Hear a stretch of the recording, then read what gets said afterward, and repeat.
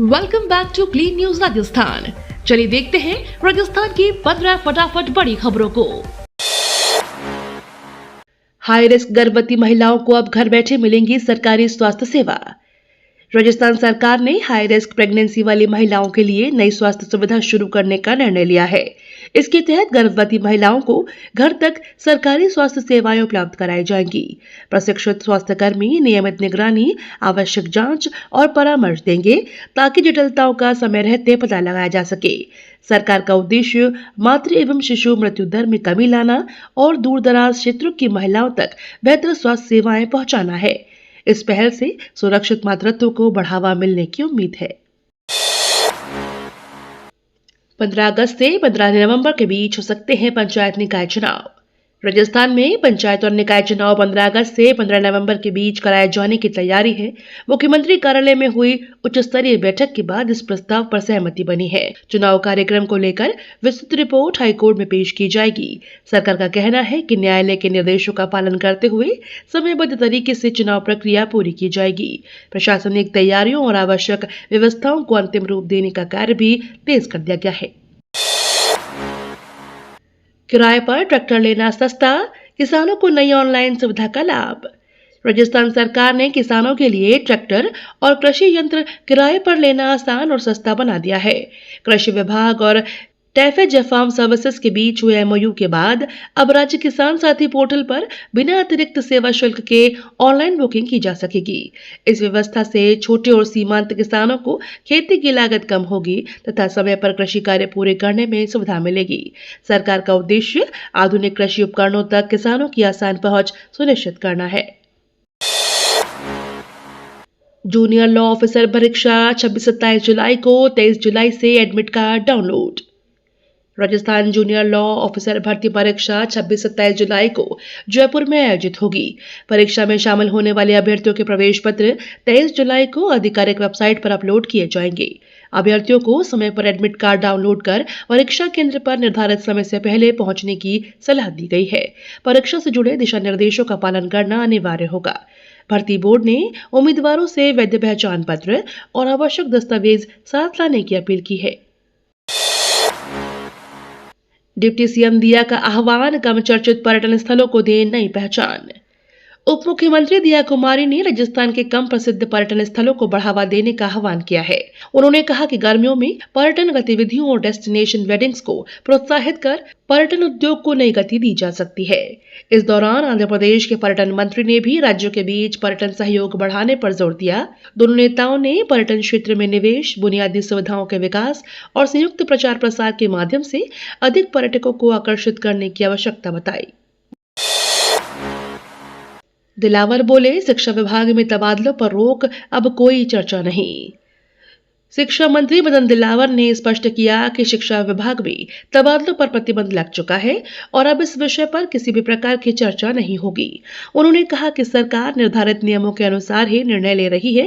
मंत्री ने बताया कि विभाग का पूरा ध्यान अब शिक्षा की गुणवत्ता सुधारने और प्रशासनिक व्यवस्थाओं को मजबूत करने पर है। उन्होंने अधिकारियों और कर्मचारियों से भी नियमों का पालन करने की अपील की। तबादलों को लेकर चल रही अटकलों पर उन्होंने विराम लगाने की बात कही। ऊर्जा मंत्री की बैठक में गुल हुई बिजली, अधिकारियों को सख्त निर्देश। कोटा में विकास कार्यों की समीक्षा बैठक के दौरान ऊर्जा मंत्री हीरालाल नागर के सामने अचानक बिजली गुल हो गई। करीब 6 मिनट तक अंधेरे में बैठक चलने के बाद मंत्री ने बिजली व्यवस्था पर नाराजगी जताई। उन्होंने अधिकारियों को मानसून के दौरान निर्बाध बिजली आपूर्ति सुनिश्चित करने और किसी भी प्रकार की लापरवाही नहीं बरतने के निर्देश दिए।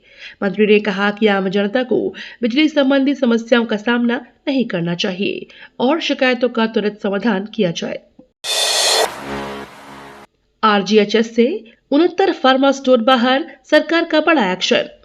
राजस्थान सरकार ने Rajasthan government health scheme RGHS में अनियमितताओं पर सख्त कार्रवाई करते हुए 58 एलोपैथिक और 11 आयुर्वेदिक फार्मा स्टोरों को सूचीबद्ध सूची से हटा दिया गया है। सरकार ने जीरो टॉलरेंस नीति के तहत यह फैसला लिया है। अधिकारियों के अनुसार नियमों का उल्लंघन करने वाले संस्थानों के खिलाफ आगे भी कार्रवाई जारी रहेगी। इस कदम का उद्देश्य लाभार्थियों को गुणवत्तापूर्ण और पारदर्शी स्वास्थ्य सेवाएं उपलब्ध कराना तथा योजना में अनियमितताओं पर प्रभावी रोक लगाना है। 346 अंग्रेजी माध्यम स्कूलों में फिर शुरू होगा हिंदी माध्यम। राजस्थान सरकार ने कम नामांकन वाले 346 महात्मा गांधी अंग्रेजी माध्यम स्कूलों में फिर से हिंदी माध्यम शुरू करने का निर्णय लिया है। सरकार का कहना है कि विद्यार्थियों और अभिभावकों की आवश्यकता को देखते हुए यह फैसला लिया गया है। नई व्यवस्था से छात्रों को अपनी पसंद के माध्यम से पढ़ाई का विकल्प मिलेगा। शिक्षा विभाग के अनुसार इससे स्कूलों में नामांकन बढ़ाने और संसाधनों को बेहतर उपयोग सुनिश्चित करने में मदद मिलेगी। संबंधित स्कूलों में आवश्यक प्रशासनिक तैयारियां भी शुरू कर दी गई हैं। जयपुर में 46% अभ्यर्थियों ने छोड़ी भर्ती परीक्षा, उठे कई सवाल। आरपीएससी वरिष्ठ अध्यापक भर्ती परीक्षा 2025 में जयपुर के परीक्षा केंद्रों पर बड़ी संख्या में अभ्यर्थी अनुपस्थित रहे। करीब 3 लाख पंजीकृत अभ्यर्थियों में से 1,38,000 ने परीक्षा नहीं दी, जिससे औसत उपस्थिति केवल 54% रही। लगातार बढ़ती गैरहाजिरी ने सरकारी नौकरियों के प्रति युवाओं की रुचि और परीक्षा व्यवस्था पर कई सवाल खड़े कर दिए हैं। विशेषज्ञों का कहना है कि एक से अधिक भर्ती परीक्षाएं, तैयारी की स्थिति और अन्य कारण भी इसके पीछे हो सकते हैं। रीनीट परिणाम पर जूली का हमला, बोले फर्जीवाड़ा सरकार की नीयत पर सवाल। नेता प्रतिपक्ष टीकाराम जूली ने रीनीट परीक्षा परिणाम को लेकर राज्य सरकार पर निशाना साधा। उन्होंने आरोप लगाया कि परिणाम में कथित फर्जीवाड़ा सरकार की नीयत पर संदेह पैदा करता है। जूली ने पूरे मामले की निष्पक्ष जांच कराने और दोषियों के खिलाफ सख्त कार्रवाई की मांग की। उन्होंने कहा कि भर्ती और परीक्षा प्रक्रिया पूरी तरह से पारदर्शी होनी चाहिए ताकि युवाओं का विश्वास बना रहे। सरकार से जल्द स्थिति स्पष्ट करने और अभ्यर्थियों की चिंताओं का समाधान करने की भी मांग की गई है। प्रमोद तिवारी का भाजपा पर हमला, बोले भगवान राम से किया वादा नहीं निभाया। संसद के मॉनसून सत्र से पहले आयोजित सर्वदलीय बैठक के दौरान विपक्ष के सांकेतिक वॉकआउट के बीच राज्यसभा सांसद प्रमोद तिवारी ने भाजपा सरकार पर तीखा हमला बोला। उन्होंने आरोप लगाया कि सरकार ने भगवान राम के नाम पर किए गए वादों को पूरा नहीं किया। तिवारी ने कहा कि विपक्ष संसद में जनहित के मुद्दों को मजबूती से उठाएगा। उनके बयान के बाद राजनीतिक बयानबाजी तेज हो गई है। भाजपा की ओर से इस पर प्रतिक्रिया आने का इंतजार है। नारी शक्ति वंदन कानून लागू करने की मांग, 21 जुलाई को संसद घेरेगी महिलाएं। महिला कांग्रेस ने नारी शक्ति वंदन अधिनियम को जल्द लागू करने की मांग को लेकर 21 जुलाई को संसद घेराव का ऐलान किया है। इस प्रदर्शन में राजस्थान के करीब 1000 महिला कार्यकर्ताओं के दिल्ली पहुंचने की तैयारी है। संगठन का कहना है कि महिलाओं को राजनीतिक प्रतिनिधित्व का लाभ समय पर मिलना चाहिए। महिला कांग्रेस ने सरकार से अधिनियम को जल्द प्रभावी बनाने की मांग करते हुए कहा कि यह महिलाओं के सशक्तिकरण की दिशा में महत्वपूर्ण कदम होगा। डूंगरपुर में चांदीपुरा वायरस से बच्ची की मौत, मेडिकल टीमें तैनात। राजस्थान के डूंगरपुर जिले में चांदीपुरा वायरस के संदिग्ध मामले से स्वास्थ्य विभाग सतर्क हो गया है। 6 वर्षीय बच्ची की मौत के बाद मेडिकल टीमों को प्रभावित क्षेत्र में तैनात किया गया है। स्वास्थ्य विभाग घर घर सर्वे, संपर्क में आए लोगों की निगरानी और जागरूकता अभियान चला रहा है। अधिकारियों ने लोगों से बुखार या अन्य गंभीर लक्षण दिखाई देने पर तुरंत चिकित्सीय सलाह लेने की अपील की है। संक्रमण की रोकथाम के लिए एहतियाती कदम उठाए जा रहे हैं और स्थिति पर लगातार नजर रखी जा रही है। बाल मुकुंदाचार्य बोले, देश विरोधी गतिविधियां और नारे किसी कीमत पर स्वीकार्य नहीं। दिल्ली में सोनम वांगचुक के प्रदर्शन को लेकर भाजपा विधायक बाल मुकुंदाचार्य ने प्रतिक्रिया दी है। उन्होंने कहा कि लोकतांत्रिक तरीके से अपनी बात रखना सभी का अधिकार है, लेकिन देश विरोधी गतिविधियां और नारे किसी भी स्थिति में स्वीकार नहीं किए जा सकते। उन्होंने कहा कि राष्ट्रीय हित सर्वोपरि है और कानून के दायरे में रहकर ही विरोध प्रदर्शन होना चाहिए। उनके इस बयान के बाद राजनीतिक हलकों में चर्चा तेज हो गई है। विभिन्न दलों की ओर से भी इस मुद्दे पर लगातार प्रतिक्रियाएं सामने आ रही है। नीट रिजल्ट के बाद सीकर में छात्र ने दी जान, पुलिस जांच में जुटी। सीकर में नीट यूजी परीक्षा की तैयारी कर रहे 17 वर्षीय छात्र ने कथित रूप से आत्महत्या कर ली। प्रारंभिक जानकारों के अनुसार छात्र पिछले 2 वर्षों से परीक्षा की तैयारी कर रहा था और हाल ही में घोषित परिणाम में अपेक्षा से कम अंक आने से परेशान था। पुलिस ने बताया कि मौके से कोई सुसाइड नोट नहीं मिला है और मामले की जांच की जा रही है। घटना के बाद परिजनों और साथियों में शोक का माहौल है। विशेषज्ञों ने कहा कि परीक्षा परिणाम के समय विद्यार्थियों को भावनात्मक सहयोग और परामर्श मिलना बेहद जरूरी है। भारत पाक सीमा पर सेना अलर्ट, आर्मी कमांडर ने तैयारियों का लिया जायजा। भारत पाक सीमा पर सुरक्षा व्यवस्था को और मजबूत करने के लिए आर्मी कमांडर ने अग्रिम क्षेत्रों का दौरा कर ऑपरेशनल तैयारियों की समीक्षा की। उन्होंने जवानों की तैनाती, निगरानी व्यवस्था और आधुनिक रक्षा प्रणालियों का जायजा लिया। बैठक में ड्रोन आधारित खतरों से निपटने की रणनीति पर विशेष जोर दिया गया। अधिकारियों को सीमाई सुरक्षा और तकनीकी संसाधनों को और सशक्त बनाने के निर्देश दिए गए। सेना ने कहा कि सीमा पर हर गतिविधि पर कड़ी निगरानी रखी जा रही है और किसी भी चुनौती से निपटने के लिए जवान पूरी तरह तैयार है। बूंदी में 60 मकान मालिकों को नोटिस, सौंदर्यीकरण अभियान तेज। बूंदी नगर परिषद में शहर के सौंदर्यीकरण अभियान के तहत बाईपास क्षेत्र के 60 मकान मालिकों को नोटिस जारी किए गए हैं। परिषद ने उनसे स्वामित्व से जुड़े दस्तावेज प्रस्तुत करने को कहा है। अधिकारियों के अनुसार जिन निर्माणों से शहर का दृश्य प्रभावित हो रहा है, उनकी जांच की जा रही है। क्षेत्र में संभावित बुलडोजर कार्यवाही को लेकर चर्चाएं तेज हैं। नगर परिषद का कहना है कि सभी कार्यवाही नियमानुसार की जाएंगी और दस्तावेजों की जांच के बाद ही आगे का निर्णय लिया जाएगा। 7 दिन खुलेंगी दुकानें, कर्मचारियों को मिलेगा साप्ताहिक सवेतन अवकाश। राजस्थान में दुकानें और व्यावसायिक प्रतिष्ठान अब सप्ताह के 7 दिन खुले रह सकेंगे। हालांकि नए नियमों के तहत कर्मचारियों को सप्ताह में 1 दिन का सवेतन अवकाश देना अनिवार्य होगा। सरकार का उद्देश्य व्यापारिक गतिविधियों को बढ़ावा देना और कर्मचारियों के अधिकारों की सुरक्षा सुनिश्चित करना है। नए प्रावधान के अनुसार संस्थानों को श्रम कानूनों और कार्य समय से जुड़े अन्य नियमों का भी पालन करना होगा।